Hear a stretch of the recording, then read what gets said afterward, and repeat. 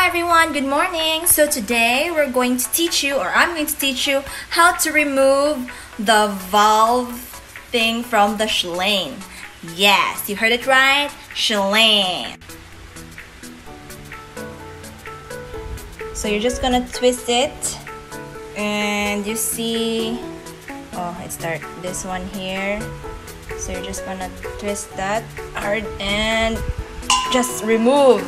Yeah, just like that. It's so easy, yeah, it's so easy. So I'm going away. I'm going to buy a new Shellane because we don't have Shellane. No Shellane means you cannot cook. Okay, bye. Hi everyone, I'm back. So now I have a Shellane. It's very new. It has a seal. It means it's new. Okay, I'm gonna teach you. So you're going to remove this one. SHIMAAAA.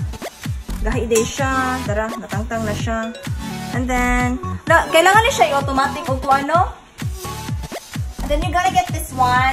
You're gonna make it ready na. SHIMAAAA. So you're gonna twist it like this. Oh my gosh. And then, make sure when you remove the seal, you're going to put this one.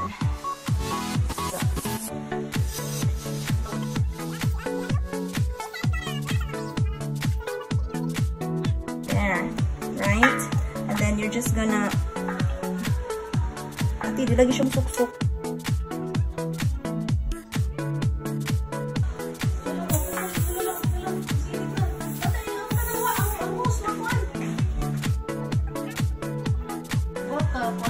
Okay. So that's okay. Okay na to. Sige, ikot. Oh na siya. Oh na. Kana siya. It's on. On. Like that. Lati, magkuhan lagi siya. Nalak man siya. Now you're gonna wet this one to cover that so that it won't make, you know, smelly SHIMAAAA. You're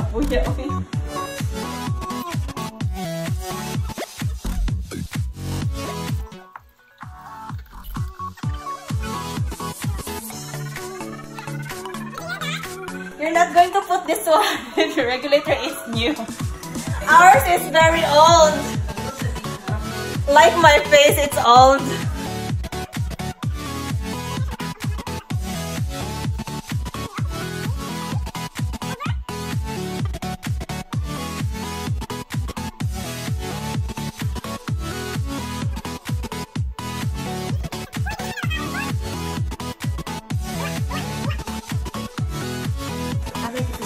I-push na siya katulog.